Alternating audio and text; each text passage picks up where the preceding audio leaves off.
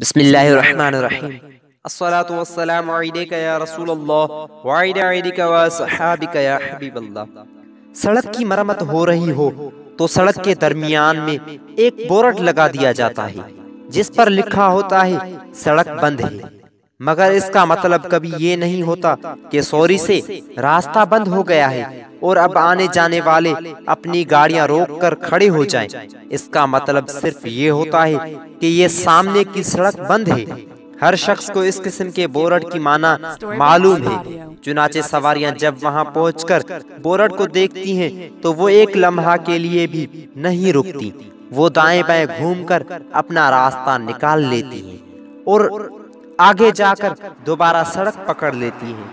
اگر کسی وجہ سے دائیں بائیں راستہ نہ ہو تب بھی سواریوں کے لیے کوئی مسئلہ نہیں، وہ اطراف کی سڑکوں سے اپنا سفر جاری رکھتے ہیں۔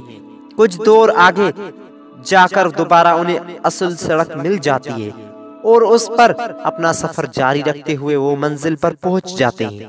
اس طرح کچھ منٹوں کی تاخیر تو ضرور ہو سکتی ہے، مگر ایسا کبھی نہیں ہوتا کہ ان کا سفر رک جائے یا وہ منزل پر پہنچنے میں ناکام رہے۔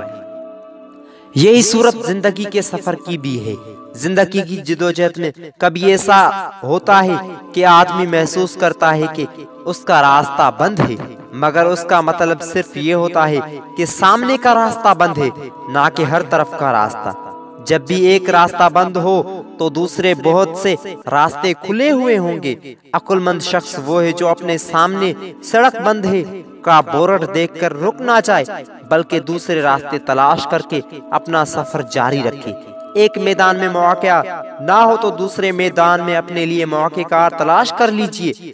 آگے کی صف میں آپ کو جگہ نہ مل رہی ہو تو پیچھے کی صف میں اپنے لیے جگہ حاصل کر لیجئے۔ دوسروں کا ساتھ حاصل نہ ہو رہا ہو تو تنہا اپنے کام کا آغاز کر دیجئے۔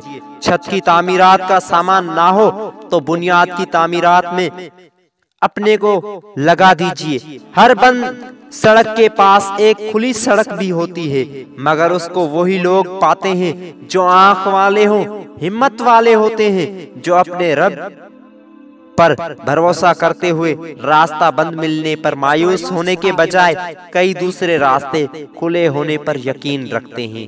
اللہ کریم سے دعا ہے کہ ہمیں دنیا اور آخرت میں کامیابی نصیب فرمائے۔ آمین بجاہ النبی امین صلی اللہ علیہ وآلہ وسلم۔